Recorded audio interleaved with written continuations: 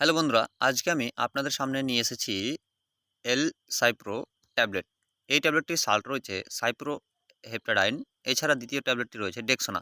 এর সাল্ট রয়েছে ডেক্সোমেথাসন। এই দুইটি ট্যাবলেটের কাজ কি?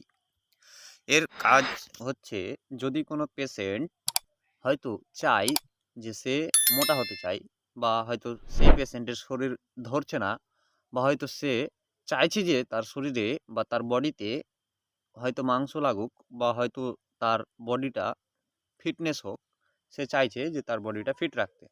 অথচ সে এত ওষুধ খাচ্ছে, বা অনেক ওষুধ খেয়েছে, বা অনেক ভিটামিন খাচ্ছে, হচ্ছে না।